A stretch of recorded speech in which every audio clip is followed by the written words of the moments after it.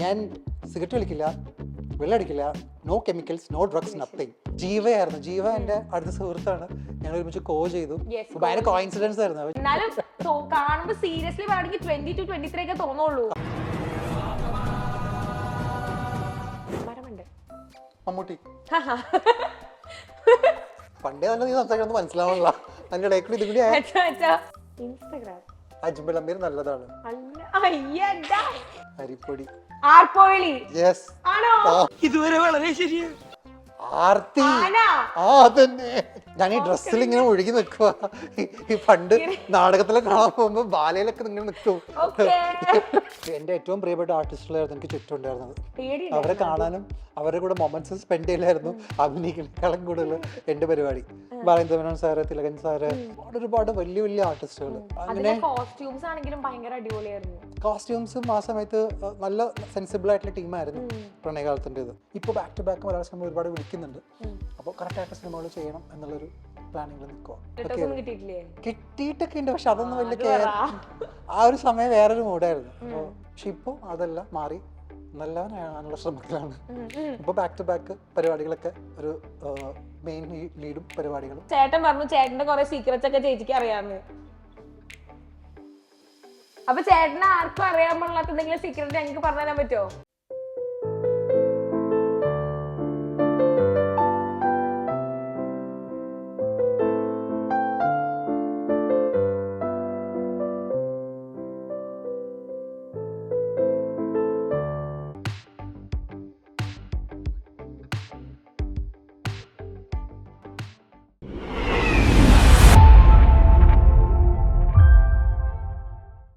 Bonjour, you're watching Milestone Makers and this is Harviora presents Fantastic Faustina. അപ്പോൾ നമ്മുടെ കൂടെ ഇന്ന് ജോയിൻ ചെയ്തിട്ടുള്ള ആളെന്ന് പറഞ്ഞു കഴിഞ്ഞാൽ നമുക്ക് കുറേ അധികം ഹിറ്റ് മൂവീസും കുറേ അധികം ഹിറ്റ് സോങ്സ് ഒക്കെ തന്നിട്ടുള്ള നമ്മുടെ സ്വന്തം അജ്മൽ ചേട്ടൻ. അജ്മൽ ചേട്ടാ, welcome to the show. Thank you. Okay, നമ്മുടെ പുതിയ വിശേഷം എന്ന് പറയുന്നത് വ്യൂഹമാണ്. അപ്പൊ വ്യൂഹത്തിന്റെ കുറെ അധികം വിശേഷങ്ങൾ കേൾക്കാൻ ഞങ്ങളൊക്കെ ഭയങ്കര എക്സൈറ്റഡ് ആണ്. അതിനിടയ്ക്ക് എനിക്ക് സങ്കടം പറയാനുള്ളതെന്ന് വെച്ച് കഴിഞ്ഞാൽ എന്താണ് മലയാളികൾക്ക് വ്യൂഹം കാണാൻ പറ്റാത്തത്? എന്തുകൊണ്ട് ഇവിടെ വരുന്നില്ല? എന്റെയും കൂടി സങ്കടമാണ്. ഓക്കെ, ഈ തെലുങ്കിലും തമിഴിലൊക്കെ പോയിട്ട് വലിയ സിനിമകളൊക്കെ ചെയ്തിട്ട് ഇവിടെ നമ്മൾ മലയാളികൾ കണ്ടില്ലെങ്കിൽ അതിന്റെ ഒരു സങ്കടം ഒരു മലയാളി എന്നൊക്കെ എനിക്കുണ്ട്. എന്നെപ്പോഴും പലപ്പോഴും നിങ്ങൾ മലയാളിയാണോ എന്നൊക്കെ ചോദിക്കുന്ന ആൾക്കാർ ഇഷ്ടംപോലെ ഉണ്ട്. വ്യൂഹം അറിയാലോ, രാം ഗോപാൽ വർമ്മ ഡയറക്ടർ സിനിമയാണ്. ഇപ്പോഴത്തെ current CM Andhra CM Jaganmohan റെഡ്ഡിയുടെ കഥയാണ്. അദ്ദേഹത്തിന്റെ അച്ഛൻ മരിച്ചതിന് ശേഷം how he comes into politics and how he becomes a CM of Andhra എന്ന് പറയുന്ന സാധനമാണ്. അപ്പോൾ ഒരുപാട് കോൺട്രവേഴ്സി ക്രിയേറ്റ് ചെയ്ത് ഞങ്ങളുടെ റിലീസ് ഇന്ന് നാളെ മറ്റന്നാളെന്നൊക്കെ പറഞ്ഞിട്ട് 2-3 മാസമൊക്കെ എടുത്തിട്ട് റിലീസ് ചെയ്ത സിനിമയാണ്. പക്ഷെ റിലീസ് ചെയ്ത് കഴിഞ്ഞപ്പോൾ സിനിമ ഭയങ്കര സൂപ്പർ ഹിറ്റായിട്ട് കത്തിക്കയറി പൊക്കോണ്ടിരിക്കുകയാണ്. So got very good name all over Andhra and Telangana. So വിശേഷങ്ങൾ പറയണമെങ്കിൽ ഒരുപാടുണ്ട്. അത് എത്രയും പെട്ടെന്ന് ഒരു 4 ആഴ്ചയായി ഇപ്പോൾ ഓൾറെഡി ഹൗസ്ഫുൾ ഷോസ് ആയിട്ട് പൊക്കോണ്ടിരിക്കുന്നു. അപ്പോൾ ഉടനെ തന്നെ ഏതെങ്കിലും ഒരു വലിയ OTT ചാനലിൽ നിങ്ങൾക്ക് കാണാം. അപ്പോൾ നിങ്ങൾ അപ്പോഴെങ്കിലും എന്റെ മലയാളി പ്രേക്ഷകർ തീർച്ചയായിട്ടും വ്യൂഹം എനിക്ക് വേണ്ടി കാണണം. നമ്മുടെ RGB സാറാണ് അതിന്റെ ഡയറക്ഷൻ ചെയ്തത് അല്ലേ? അപ്പൊ സാറായിട്ടുള്ള എക്സ്പീരിയൻസ് ഒക്കെ എങ്ങനെ ഉണ്ടായിരുന്നു? സാറിന്റെ കൂടെ ഒരു പടത്തിൽ അഭിനയിക്കണം എന്നുള്ളത് എനിക്ക് ചെറുപ്പത്തിൽ ഭയങ്കര ആഗ്രഹമായിരുന്നു. അദ്ദേഹത്തിന്റെ കമ്പനി, നമ്മുടെ സർക്കാർ ഒക്കെ കണ്ടിട്ട്. അപ്പൊ സർക്കാർ അപ്പൊ എൻ്റെ അടുത്ത് RGB പറഞ്ഞത് ഞാൻ ഒരു സിനിമ ചെയ്യുന്നുണ്ട്, ഇറ്റ്സ് എ കൈൻഡ് ഓഫ് സർക്കാർ. അപ്പൊ സർക്കാരിന് എനിക്ക് ഭയങ്കര അമിതാഭ് ബച്ചൻ സർക്കാർ എനിക്ക് ഭയങ്കര ഇഷ്ടപ്പെട്ട സാധനമായിരുന്നു. അപ്പൊ അതേ ലൈനിലുള്ള അതിന്റെ ഒരു സീൻ ഓർഡറും ലൈനപ്പും ഇതൊക്കെ കേട്ടപ്പോൾ എനിക്ക് ഭയങ്കര ഇഷ്ടപ്പെട്ടു. ഭയങ്കര എക്സൈറ്റഡ് ആയിരുന്നു ഞാൻ. കാര്യം ഇറ്റ്സ് ഓൾ അബൌട്ട് അതൊരു കറണ്ട് CMന്റെ അദ്ദേഹം ഭയങ്കര പവർഫുൾ ആണ്. അത് കൂടാതെ നമ്മുടെ പ്രിയപ്പെട്ട മമ്മൂക്ക ചെയ്ത ആ ക്യാരക്ടറിന്റെ മകന്റെ കഥാപാത്രം. പിന്നെ മമ്മൂക്കയും ഇതേ സിനിമ തന്നെ ചെയ്തു കേട്ടോ.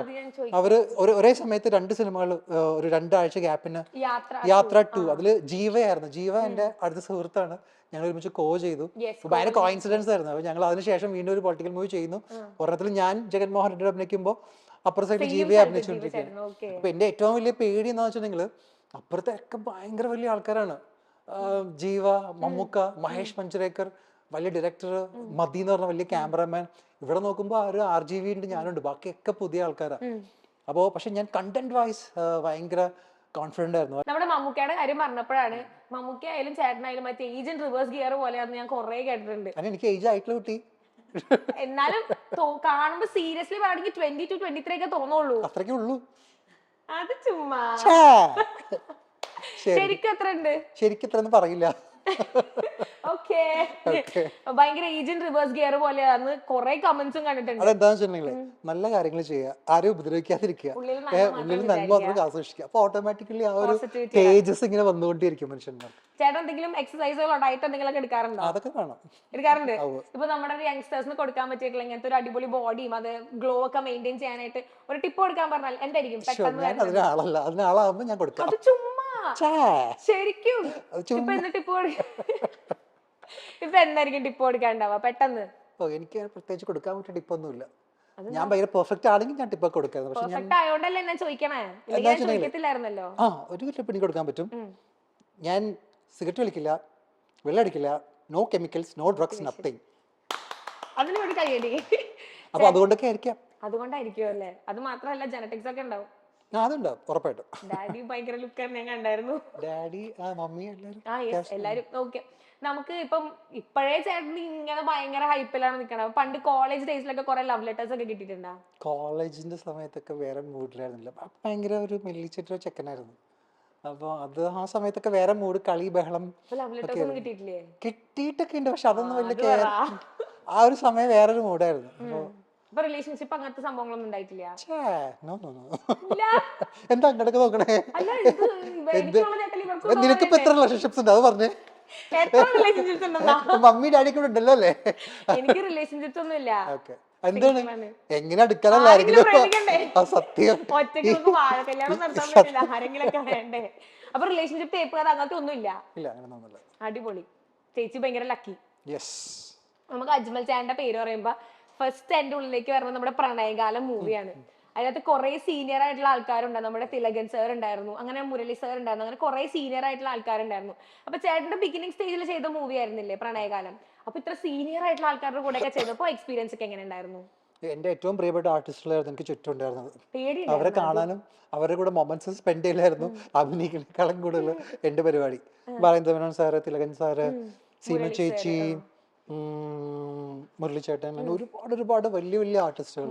സോ അവരുടെ കൂടെ ഇരുന്ന് അവരുടെ വിശേഷങ്ങളൊക്കെയാണ് എന്റെ മെയിൻ പരിപാടി. ആദ്യം ടെൻഷൻ ഉണ്ടായിരുന്നു ഇവരായിരുന്നു? എനിക്ക് ടെൻഷൻ ഒന്നും ഉണ്ടായിരുന്നില്ല. ഞാൻ ഭയങ്കര ഈസിലി മിങ്കിൾ അല്ല, എനിക്ക് സിനിമകളെല്ലാം പെട്ടെന്ന് കിട്ടുകയാണ്. ഞാൻ സോ ലക്കി ഫോർ ദാറ്റ്. എൻ്റെ ഒരു beginning stage of my career. അങ്ങനെ കോസ്റ്റ്യൂംസ് ആണെങ്കിലും ഭയങ്കര അടിപൊളിയായിരുന്നു. കോസ്റ്റ്യൂംസും ആ സമയത്ത് നല്ല സെൻസിബിൾ ആയിട്ടുള്ള ടീമായിരുന്നു പ്രണയകാലത്തിൻ്റെത്. ഇവിടെ ഡയറക്ടർ ഉദയേട്ടനാണെങ്കിലും ക്യാമറമാൻ ആണെങ്കിലും എല്ലാവർക്കും നല്ല എനിക്കൊരു ചോയ്സ് ഉണ്ടായിരുന്നു. എനിക്ക് ഇഷ്ടപ്പെട്ട കോസ്റ്റ്യൂംസ്, എനിക്ക് ഇണങ്ങുന്ന കോസ്റ്റ്യൂംസ് എനിക്ക് സെലക്ട് ചെയ്യാം. കുറച്ചൊക്കെ എൻ്റെ കോസ്റ്റ്യൂംസ് ഒക്കെ തന്നെ യൂസ് ചെയ്തു ആ സമയത്ത്. സോ പിന്നെ എനിക്കൊരു ആ കോസ്റ്റ്യൂമർ അന്ന് എൻ്റെ അടുത്ത് തന്നെ വാങ്ങിച്ചോളാൻ പറഞ്ഞു കുറെ കോസ്റ്റ്യൂംസ് ഒക്കെ. സോ അങ്ങനെ ആ സമയത്ത് ഒരു ട്രെൻഡ് സെറ്റർ ആയിരുന്നു. ഓ, അറിയോ? ശരിക്കും ഞാൻ തന്നെ സ്വന്തം എന്നെ പറ്റി പൊക്കി ഇല്ല, പറയാറില്ല. കുഴപ്പമില്ല, പറഞ്ഞില്ല. ഞാൻ ജെനുവനായിട്ട് പറയുന്നതാണ്, ഞാൻ വെറുതെ പൊക്കി പറയാൻ വേണ്ടി പറയണമെന്നൊന്നുമല്ല. ഇപ്പം ചേട്ടനാണ് ഇന്റർവ്യൂ എടുക്കാൻ വേണ്ടിയെന്ന് പറഞ്ഞപ്പോ എന്റെ ക്ലാസ്സിൽ കുറെ ആമ്പിള്ളേരുണ്ട്. എന്നേക്കാൾ എക്സൈറ്റ്മെന്റ് ശരിക്കും അവർക്കായിരുന്നു. പക്ഷെ അവരൊക്കെ ഉണ്ടായിരുന്നില്ലേ? അവരെന്റെ അടുത്ത് വിളിച്ചിട്ട് പറഞ്ഞിട്ടുണ്ടായിരുന്നു ചേട്ടന്റെ കൂടെ ഇന്റർവ്യൂ എടുക്കണം, ഭയങ്കര ലക്കിയാന്നൊക്കെ പറഞ്ഞിട്ട്. ഇപ്പൊ ഇന്റർവ്യൂവിന് കയറുന്നേക്ക് മുന്നേ കൂടെ വിളിച്ചോളൂ, ഫോട്ടോ അയച്ചേരണോട്ടോന്നൊക്കെ പറഞ്ഞിട്ട്. ഓക്കെ, നമ്മുടെ ആ സിനിമയിലെ പാട്ട്, നമ്മുടെ വേനൽ പുഴയിൽ തെളിനീര്, ആ സോങ് ഇല്ലേ, അതിൽ നമ്മുടെ വിമല മാമിന്റെ കൂടെയുള്ള കെമിസ്ട്രിയും സംഭവമൊക്കെ ഭയങ്കര അടിപൊളിയാണ്. അതിന്റെ വീഡിയോവും സീൻ മൊത്തത്തിൽ ഭയങ്കര കളർഫുൾ ആയിരുന്നു, ഭയങ്കര ഹിറ്റാണ് ആ സംഭവം. ആ സമയത്ത് മാത്രമല്ല, ഇപ്പോഴാണെങ്കിലും പ്രേമിക്കുന്നവർക്കൊക്കെ ഒന്ന് കേട്ട് കഴിഞ്ഞാൽ ബട്ടർഫ്ലൈസ് തോന്നുന്ന ഒരു പാട്ടാണത്. ഓക്കെ, ഇപ്പൊ എനിക്കൊക്കെ ആണെങ്കിൽ ഒരു വൺ സൈഡ് ലവ് ഒക്കെ ഉണ്ടെങ്കിൽ ഞാൻ പോയിട്ട് ആദ്യം കേൾക്കണ പാട്ടാണത്. ഇപ്പോഴാണെങ്കിലും ഭയങ്കര ട്രെൻഡ് ആയിട്ട് നിൽക്കുന്ന ഒരു പാട്ടാ. ചേട്ടൻ എക്സ്പെക്ട് ചെയ്തായിരുന്നോ വീണ്ടും അതൊരു ട്രെൻഡ് ആവും? അത് വീണ്ടും ഒരു ട്രെൻഡ് ആവേണ്ട ഒരു ആവശ്യമില്ല. ആ പാട്ട് എപ്പോൾ കേട്ടാലും എല്ലാവർക്കും ഇഷ്ടപ്പെടും. അത് ഈ എൻ്റെ ഒരു റീസെന്റ് സിനിമ റിലീസ് ആയി, അഭ്യൂഹം എന്ന് പറഞ്ഞിട്ട്. ആ സമയത്ത് ഒരു 2 മാൻ്റെ പ്രൊമോഷൻസിനൊക്കെ പോയപ്പോൾ ആ പാട്ട് ഞാൻ പാടേണ്ട ഒരു സാഹചര്യം ഉണ്ടായി.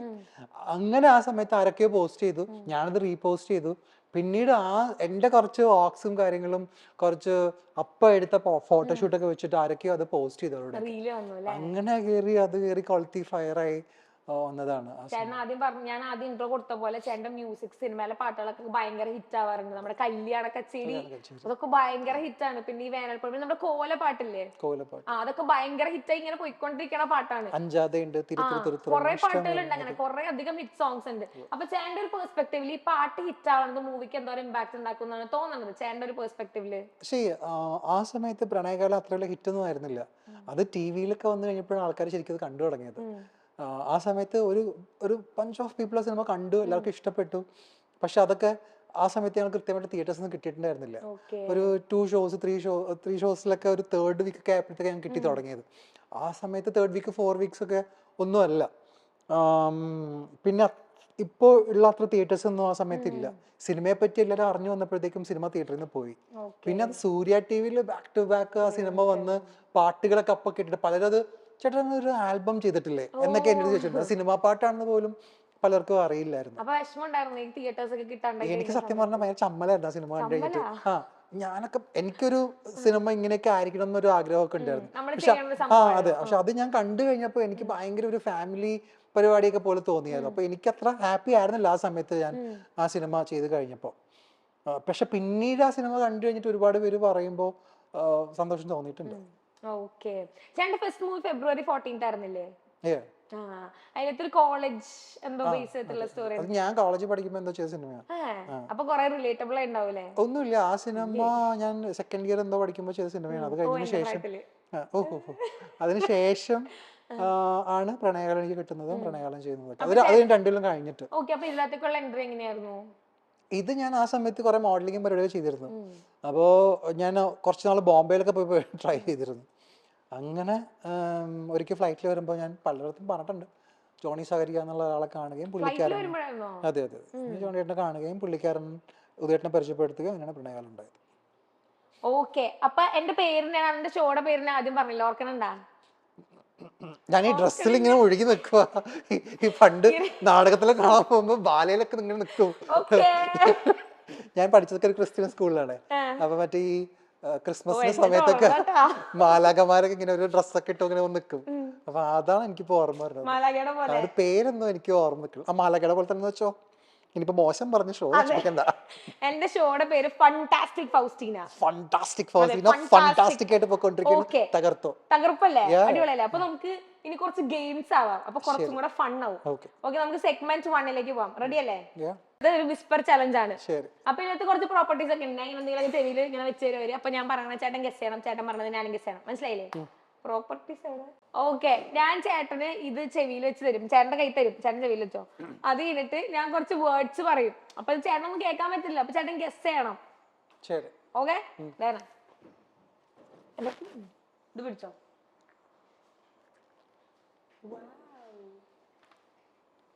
ഓക്കെ, തുടങ്ങാം. അത് പോസ് ചെയ്താ. ഫസ്റ്റ് വൺ, കുറുക്കൻ. കുറുക്കൻ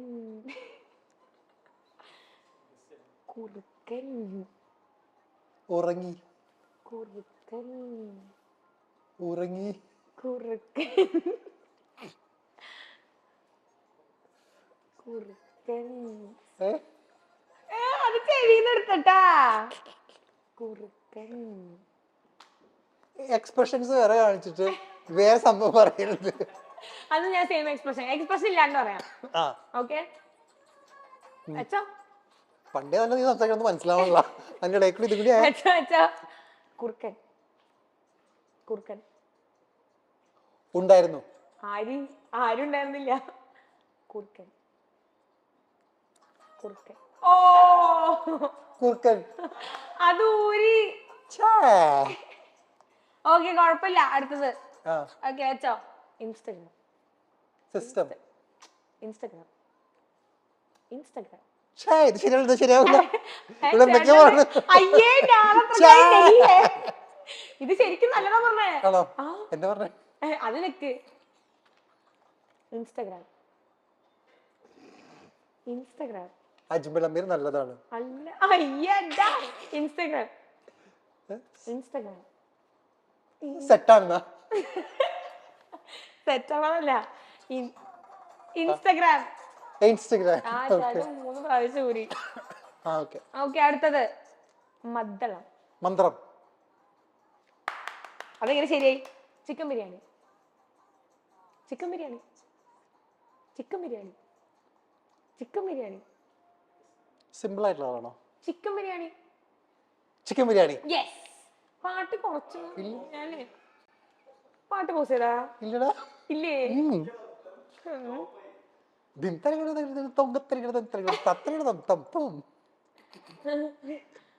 നരത്രപ്പെടത് കിട്ടണമെങ്കിൽ ആട് ജീവിതം. ആട് ജീവിതം. അത് അടക്കണേക്ക് മുന്നല്ലേ? ഇപ്പൊ എനിക്ക് ലിപ്പ് മനസ്സിലായതിന്റെ സൗണ്ട് എന്തെല്ലാം. ഞാൻ ഒരു കാര്യം ചെയ്യാം. മരമണ്ടൻ. മരമണ്ടൻ. മമ്മൂട്ടി. അല്ല അല്ല അല്ല, സോറി സോറി, അതല്ല. മരമണ്ടൻ. മരമണ്ടൻ. മരമണ്ടൻ. മമ്മട്ടി. മരമണ്ടൻ. പറയാ ശരിയാവല്ലോ കേട്ടോ. ഞാൻ വൈകറൊന്നും പറഞ്ഞില്ല. എന്താ പറഞ്ഞപ്പോ? ഞാൻ ഒരു നിഷ്കളങ്കയാണ്. ഇപ്പൊ എന്താ പറഞ്ഞേ? അത് ചെവിയിലൊക്കെ. ശരി. മരമണ്ടൻ. മരമണ്ടൻ. അതൊന്നും അല്ല. പിന്നെ മരമണ്ടൻ. മരമണ്ടൻ. താനോ? അല്ല, ഞാൻ മരമണ്ടൻ. മരമണ്ടൻ. യെസ്. മരമണ്ടൻ. യെസ്. പെരുങ്കള്ളൻ. പെരുങ്കള്ളൻ. മയൂരി. നോനു. പെരുങ്കള്ളൻ. പെരുങ്കള്ളൻ. യെസ്. ഇത് ഇങ്ങനെ കിട്ടണം. എക്സ്പ്രഷൻസ് വേറെ കാണിച്ചിട്ട് ലിപ്പ് അവിടെ എവിടെയൊക്കെ വെച്ചിട്ട് ഒളിച്ചു വന്നത് കള്ളൻ. ശരി. ചിരി കൊടുക്ക. ചിരി കൊടുക്ക. ചിരി കൊടുക്ക. ചിരി കൊടുക്ക. ഇല്ല. ചിരി കൊടുക്ക. അതന്നെ അതന്നെ അതന്നെ. ചിരി കൊടുക്ക. ചിരിക്കുറുക്ക. നീലക്കുറുക്ക. നീലക്കുറുക്ക അല്ല അല്ല, പച്ചക്കുറുക്ക. ചിരിക്കുറുക്ക. ചിരി കൊടുക്ക. ചിരി കൊടുക്ക. ചിരി കൊടുക്ക.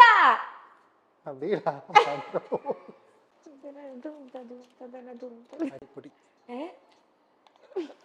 അരിപ്പൊടി. ആർപ്പോളി. യെസ്. ആണോ? അല്ലേ? അരിപ്പൊടി. അരിപ്പൊടി. അരിപ്പൊടി. മാടമ്പി. മാടമ്പിള്ളി. മാറമ്പിള്ളി. കേക്കുന്നുണ്ട്. നിങ്ങളൊന്നും പറഞ്ഞോക്കണ്ട. ഓക്കെ. മാടമ്പി. മാറമ്പിള്ളി. കറക്റ്റ്. മാടമ്പി എന്നാണ് കേട്ടോ. അതല്ലേ? ശരി. സലിംകുമാർ. ആണോ? കള്ളനും പോലീസും. കള്ളനും പോലീസും. കള്ളനും പോലീസും. പിടക്കുഴി. പിടക്കുഴി. പിടിപ്പുള്ളി. നീ ശബ്ദം താത്തിയില് സംസാരിച്ചേ. നീ ശബ്ദം താത്തിയില് സംസാരിച്ചേ. ശബ്ദം താത്തിയില് കള്ളി. കരിങ്കള്ളി. പിടക്കുഴി. പിടക്കുഴി. പെരുങ്കോഴി. ആർത്തി. ഐസ്ക്രീം. കറക്റ്റ്. ആർത്തി. ആർത്തി. ആർത്തി. ആർത്തി. അതന്നെ കറക്റ്റ്. ആട്. പശു. മത്ത്. അടുത്തത് പറയാ. അത് പോയി. പാസ്. നെക്സ്റ്റ്. ചത്തുപോയാ? Next. Next. Okay. Time pass.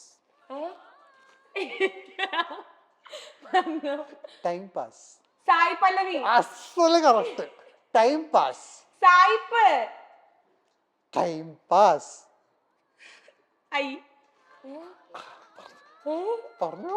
എന്താ? Time pass. Nagavalli. Time pass. Time pass. ഇതാ പാട്ട് നിന്നു. വായാടി. നമുക്കെല്ലാം കേൾക്കാം. ആ പാട്ട് കുറച്ചും കൂടി ഓളത്തിലിടണേ. വായാടി. വായാടി. വായാടി. പൈങ്കിളി. വായാടി. വായാടി. തൊട്ടാവാടി. കുറച്ച് ശരിയായി, കുറച്ച് കുറച്ച് കൊച്ചല്ലേ? അല്ല അമ്മ. പായ. അടുത്തത് പായ. നെക്സ്റ്റ്. അതെന്തായിരുന്നു? അത് പറയൂല, പിന്നെ പറയാ, പിന്നെ പിറ്റേ ദിവസം? പറയാം, പേപ്പർ തരാം. ആ കാണിക്കില്ലേ? പിന്നെ നുണച്ചി. കൊരങ്ങി. ആ. ആ അതുമല്ലേ? നിന്ന പിടിച്ചോ, പഠിച്ചോടെ ഇരുന്ന്. നോണച്ചി വായ. ഇതിനകത്ത് ഞാൻ ഏതെങ്കിലും ശരിയാക്കിയാ? ആ ഒരെണ്ണം ശരിയായി. ആ പാട്ട് ഓഫ് ചെയ്തപ്പോ പറഞ്ഞതൊക്കെ ശരിയായിരുന്നു.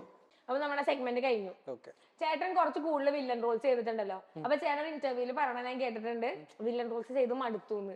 ചേട്ടന്റെ ഉള്ളിലുള്ള ആ ഒരു റൊമാൻറ്റിക്, ആ ഒരു കോമഡി ഒരാൾക്ക് അധികം എക്സ്പോഷർ കിട്ടിയില്ല എന്നൊക്കെ തോന്നുന്നുണ്ടോ? എന്റെ ഫസ്റ്റ് സെഗ്മെന്റ് ഓഫ് സംഭവങ്ങൾ ഉണ്ടായിരുന്നു. ബാക്ക് ടു ബാക്ക് പരിപാടികൾ, റൊമാൻസ്, വില്ലൻ എല്ലാം ഉണ്ടായിരുന്നു. പിന്നെ സെക്കൻഡ് വന്നപ്പോ കംപ്ലീറ്റ് വീണ്ടും എനിക്ക് ആ പവർഫുൾ വില്ലൻസ് ആയിരുന്നു കൂടുതൽ ആൾക്കാർക്ക് ഓർമ്മ വന്നോണ്ടിരുന്നത്. അപ്പൊ അതുകൊണ്ട് തന്നെ വീണ്ടും അങ്ങനത്തെ പവർഫുൾ റോൾസിനാണ് വിളിച്ചുകൊണ്ടിരിക്കുന്നത്. പക്ഷെ ഇപ്പൊ അതെല്ലാം മാറി നല്ലവനാകാനുള്ള ശ്രമത്തിലാണ്. ഇപ്പൊ ബാക്ക് ടു ബാക്ക് പരിപാടികളൊക്കെ ഒരു മെയിൻ ലീഡും പരിപാടികളും അങ്ങനത്തെ സംഭവങ്ങളാണ് പിടിച്ചോണ്ടിരിക്കുന്നത്. ശരിക്കും ഒരു പ്രാവശ്യം വില്ലൻ ഹിറ്റ് ആയി കഴിഞ്ഞാൽ പിന്നെ ഒക്കെ നമുക്ക് വരുന്നത് ആരുടെ റിലേറ്റഡ് കോൾസ് ആയിരിക്കും. എനിക്ക് അങ്ങനെ പ്രശ്നങ്ങൾ ഉണ്ടായിരുന്നു. ആദ്യം ഞാൻ പ്രണയകാലന്റെ സിനിമ കഴിഞ്ഞപ്പോൾ back to back college love stories അതൊന്നും പറഞ്ഞിട്ട് ആ സമയത്ത് അതിനെ ബ്രേക്ക് ചെയ്യാൻ വേണ്ടിയാണ് ഞാൻ അഞ്ചാദിൽ ഒരു തമിഴ് സിനിമ ചെയ്തത്. അപ്പോൾ അതിലൊരു ചെറിയൊരു നെഗറ്റീവ് ഷെയ്ഡുള്ള ക്യാരക്ടറായിരുന്നു. പക്ഷെ അടുത്ത സിനിമ എൻ്റെ തിരുത്തൂർ സിനിമ ഒരു ഫുൾ റോം കോം ആയിരുന്നു. ഇത് രണ്ടും കൂടി കണ്ടിട്ടാണ് കെ വി ആനന്ദ് വലിയൊരു ഡയറക്ടർ ഉണ്ട്, മരിച്ചുപോയി. അപ്പൊ അദ്ദേഹം എന്നെ കോ എന്ന് പറഞ്ഞ സിനിമയ്ക്ക് കാസ്റ്റ് ചെയ്യുന്നു. അപ്പൊ അതിൽ നല്ല പയ്യന്റെ ഒരു സംഭവം ഉണ്ട്, ഒരു പാവം പയ്യൻ, ഒരു ബോയ് നെക്സ്റ്റ് ഡോർ സാധനമുണ്ട്. എന്നാൽ ഇവൻ വില്ലൻ വേഷങ്ങളും ചെയ്യാൻ പവർഫുൾ ആണെന്ന് കാണിക്കുന്ന ഒരു സാധനം കണ്ടിട്ടാണ് എന്നെ വിളിച്ചെന്നാണ് അദ്ദേഹം പറഞ്ഞത്. പക്ഷെ ആ കോ എന്ന സിനിമ കഴിഞ്ഞതോടുകൂടി എനിക്ക് ബാക്ക് ടു ബാക്ക് അങ്ങനത്തെ നെഗറ്റീവ് റോൾസും വലിയ വലിയ സിനിമകളും, മിനിമം ഒരു CM, DYSP, IAS ഓഫീസർ അങ്ങനത്തെ സാധനങ്ങൾ വന്നിട്ടുണ്ടായിരുന്നു. പിന്നെ ആ സമയത്ത് ഞാനൊരു ബ്രേക്കും എടുത്തിരുന്നു. എനിക്ക് എൻ്റെ PG പഠിക്കാനായിട്ട് ഞാൻ പുറത്ത് പോയായിരുന്നു. അപ്പോൾ അതിനുശേഷം ഒരു കംബാക്ക് എന്ന് പറയുന്നത് വീണ്ടും ഒരു വില്ലൻ വേഷം ചെയ്ത് തന്നെ വരേണ്ടി വന്നു. 20,000 കണ്ണുകൾ എന്ന് പറഞ്ഞ സിനിമ. അതിനുശേഷം തൊട്ട് പറയും നെട്രിക്കണിന് ശേഷം flooded with lot of offers. അപ്പോഴാണ് മലയാളത്തിൽ എന്തുകൊണ്ട് ചെയ്തുകൂടാന്ന് പറഞ്ഞിട്ട് പലരും പറയുകയും ആ സമയത്ത് വന്ന കുറച്ച് മലയാളം ഫിലിം ഞാൻ ബാക്ക് ടു ബാക്ക് ചെയ്യുകയും ചെയ്തു. പാപ്പൻ, പത്താമ്പളവ്, പിന്നെ ഇപ്പോൾ ഹണ്ട് എന്നൊരു സിനിമ, അതൊരു അത്യാവശ്യം നല്ല സാധനമാണ്. ഷാജി കൈലാസ് സാർ ഡയറക്ട് ചെയ്ത് മലയാള സിനിമ. ഇപ്പോൾ back to back Malayala cinema ഒരുപാട് വിളിക്കുന്നുണ്ട്. അപ്പോൾ കറക്റ്റായിട്ട് സിനിമകൾ ചെയ്യണം എന്നുള്ളൊരു പ്ലാനിങ്ങിൽ നിൽക്കുക. ഞങ്ങളും എക്സ്പെക്ട് ചെയ്യുന്നു. ഞാനും. അപ്പൊ നമ്മൾക്കൊരു നെക്സ്റ്റ് സെഗ്മെന്റ് എന്ന് പറഞ്ഞാൽ നമ്മൾ പ്രാങ്ക് കോൾ ചെയ്യാം. ശരി. ഓക്കെ. അപ്പൊ ചേട്ടൻ അറിയണ ഏതെങ്കിലും സെലിബ്രിറ്റീസിനെ വിളിച്ചിട്ട് നമുക്കൊന്ന് പ്രാങ്ക് ചെയ്യാം. ഭയങ്കര മോശമല്ലേ ഞാനിങ്ങനെ സെലിബ്രിറ്റീസ്? അങ്ങനൊന്നുമില്ല. എനിക്ക് നമുക്ക് സീരിയസ് ഇഷ്യൂസിലേക്ക് പോകണ്ട, നമുക്ക് എന്തെങ്കിലും ഫൺ ആയിട്ടുള്ള സംഭവങ്ങൾ പ്രാങ്ക് ചെയ്യാം. അല്ലെങ്കിലും ഫ്രണ്ട്സ് ആയിട്ട് ഫണ്ണല്ലേ ഉണ്ടാവുള്ളൂ. എന്ത് സീരിയസ് ഇഷ്യൂസ്? അങ്ങനത്തെ ഡെപ്തിലോട്ടൊന്നും പോണ്ട. ചേട്ടൻ ആരെ വിളിക്കാപ്പോ? ഞാനിപ്പോ നിങ്ങൾ തന്നെ പറ. നമുക്ക് മാനസേച്ചിനെ വിളിച്ചാലോ? അങ്ങനെയാണെങ്കിൽ മാനസേച്ചി നിങ്ങൾക്ക് അറിയാം. ആ ചേട്ടന്റെ ഹീറോയിൻ ആയിരുന്നില്ലേ? ഓക്കെ, വിളിക്കണോ? യെസ്, വിളിച്ചോ. അപ്പൊ നമ്മൾ എന്താ ചെയ്യാൻ പോണെന്ന് വെച്ച് കഴിഞ്ഞാൽ ചേട്ടൻ വിളിച്ചിട്ട് പറയണം ചേട്ടൻ ഒരു പുതിയ മൂവി പ്രൊഡ്യൂസ് ചെയ്യാൻ പോവാണ്, അപ്പൊ ചേച്ചിയുടെ തന്നെ നായികയായിട്ട് അതിനകത്ത് വെക്കണം.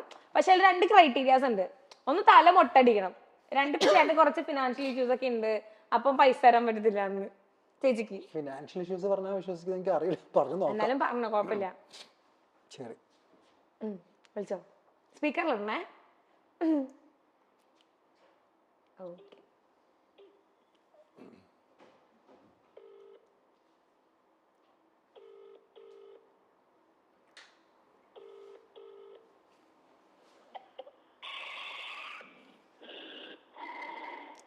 ഹലോ ബാൻസ. ഹലോ ഹലോ, അമ്മയാണോ വാൻസയാണോ? എന്തുണ്ട് വിശേഷം? എടോ കൺഗ്രാജുലേഷൻസ്. എന്തു പറ്റിന്നാ? തന്റെ മൂവി 4ാമത്തെ ആഴ്ച നിറച്ച സദസ്സുകളിൽ ഓടിക്കൊണ്ടിരിക്കുകയാണ്, അതും തെലുങ്ക് ദേശത്തിൽ. ഞാൻ വിളിച്ചത് വേറെ ഒന്നുമല്ല, ഒരു കാര്യം പറയാനായിട്ടാണ്. എന്നെ ഇപ്പോൾ ഒരു പ്രൊഡ്യൂസർ വിളിച്ചിരുന്നു. അപ്പൊ തൻ്റെ നമ്പർ ചോദിക്കുന്നുണ്ട്. അപ്പൊ അവര് പറയണത് എന്താ വെച്ചിട്ടുണ്ടെങ്കിൽ രാജമൗലി ഏതോ ഒരു സംഭവം പ്രൊഡ്യൂസ് ചെയ്യുന്നുണ്ട്, അതിൽ ഇമ്മീഡിയറ്റ്ലി തൻ്റെ നമ്പർ വേണമെന്നുണ്ട്. അപ്പോൾ രാം ഗോപാൽ വർമ്മ ടീമിനെ വിളിച്ചിട്ട് അവർക്ക് ഫോളോ അപ്പ് ചെയ്യാനൊന്നും പറ്റില്ല എന്ന് പറഞ്ഞാൽ വിളിച്ചത്.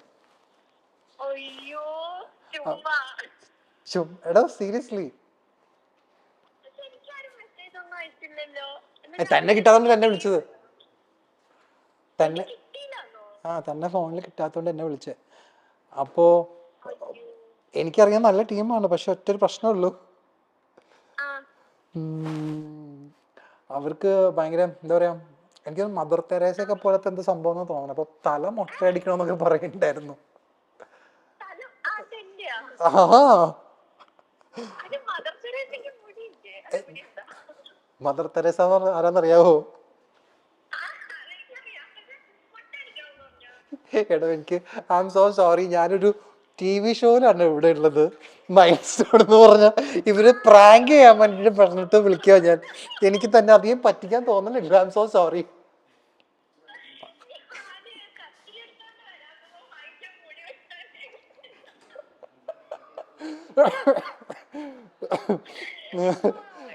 ഞാൻ ഇവിടെ ഇവിടെ ഒരു ആങ്കർ കൊച്ചുണ്ട്, ഭയങ്കര വാല. അപ്പോൾ എൻ്റെ ലാസ്റ്റ് സിനിമയിലെ ഹീറോയിൻ ആരാണ്, ആ കൊച്ചിനെ വിളിക്കാൻ പറഞ്ഞു. ഇവരുടെ മാനസം എന്ന് പറഞ്ഞാൽ ഇതിനപ്പുറത്തേക്കൊക്കെ പറയാനൊക്കെ പറഞ്ഞിട്ട് എനിക്ക് മനസ്സ് വരണില്ല. അതുകൊണ്ട് ഞാൻ ഇവിടെ ബ്രേക്ക് ചെയ്യുക. I'm so sorry, I am the sorry.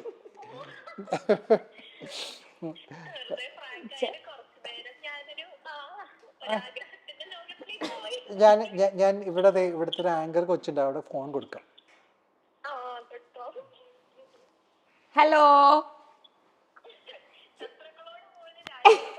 ഇല്ല, ശത്രുക്കളോട് പോലും രാജമൗലിയുടെ പടം ഒന്നും പറയല്ലേന്ന്. ചേച്ചി ഇവിടെ ചേട്ടനാണെങ്കിൽ ചേച്ചിന് അധികം പ്രാങ്ക് ചെയ്യാൻ പറ്റില്ല എന്നും പറയുന്നു.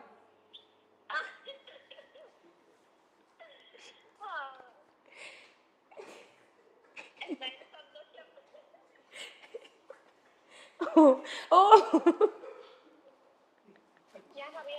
എന്തോ ഇല്ല ചേച്ചി, ഞങ്ങളുണ്ടല്ലോ ഇവിടെ ചേട്ടൻ പറഞ്ഞു ചേട്ടന്റെ കുറെ സീക്രറ്റ്സ് ഒക്കെ ചേച്ചിക്ക് അറിയാന്ന്. അപ്പൊ ചേട്ടന് ആർക്കും അറിയാൻ പാടില്ലാത്ത എന്തെങ്കിലും സീക്രറ്റ് ഞങ്ങൾക്ക് പറഞ്ഞു തരാൻ പറ്റുമോ? ആ ചേട്ടൻ പറഞ്ഞു. ഇല്ലാട്ടോ, ചേട്ടൻ പറഞ്ഞു ചേച്ചി ചേട്ടന്റെ ഒരു ബെസ്റ്റ് ഫ്രണ്ടാന്ന്. ആർക്കും അറിഞ്ഞൂടാത്ത.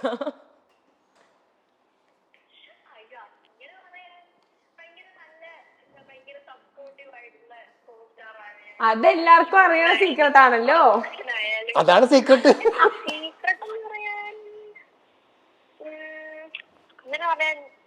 പറഞ്ഞോ?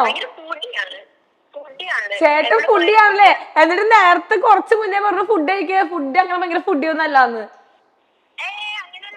ഞങ്ങള് RGV സാറിനെ വെയിറ്റ് ചെയ്ത് ഹോട്ടലിൽ തപ്പി പിടിച്ച് ഓർഡർ ചെയ്ത് കഴിക്കാൻ പോയിട്ടുണ്ട്. ഫുഡി അല്ല അല്ലേ? കുറച്ചു നേരത്തെ ഫുഡ് കഴിക്കണ്ടേ?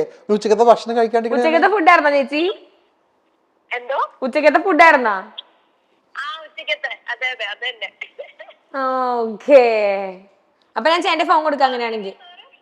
അവിടെ സ്റ്റുഡിയോയില് വെയിറ്റ് ചെയ്യായിരുന്നു. എന്നിട്ട് ഞങ്ങളാണെങ്കിൽ ഇവിടെ ഒരാള് പുതിയൊരു ഹോട്ടലൊക്കെ കണ്ടുപിടിച്ചിട്ട് അടിപൊളിയാന്നൊക്കെ പറഞ്ഞ് ഞങ്ങൾ എല്ലാരും വിളിച്ചോണ്ട് പോയി. അടിപൊളി. ഞങ്ങൾ ഓർഡർ ചെയ്ത് ഫുഡൊക്കെ കഴിച്ചു തന്നപ്പോഴത്തേക്ക് അവിടെ സാർ അവിടെ ഇരുന്ന് ഒരു വഴിയായി. സാറിന് പോസ്റ്റ് ആക്കിയപ്പാ? സാർ നല്ല മുട്ട പോസ്റ്റായി. അടിപൊളി. പോയത് നോൺ വെജിറ്റേറിയനിലെ പോയെ. നോൺ വെജിറ്റേറിയനാണ് പോയെ. വെജിറ്റേറിയത്തിയാ. അപ്പൊ പുള്ളിക്കാരത്തേക്ക് വേണ്ടി ഫുഡ് വേണ്ടി വെയിറ്റ് ചെയ്തേ. അടിപൊളി, രണ്ടും ഉണ്ടായിരുന്നു കേട്ടാ. ഞാൻ ഇപ്പൊ എന്തായാലും ചേട്ടന്റെ ഫോൺ കൊടുക്കാം. ഓക്കെ, അപ്പൊ താങ്ക് യു ട്ടാ. ഈ പക മനസ്സിൽ വെച്ചിട്ട് എന്നെ വേറെ ഏതെങ്കിലും ഷോയിൽ പോയി വിളിക്കരുത് കേട്ടോ. ശരി, അപ്പൊ ബൈ, ടേക്ക് കെയർ. അപ്പൊ നമ്മുടെ ഈ സെഗ്മെന്റ് കഴിഞ്ഞു.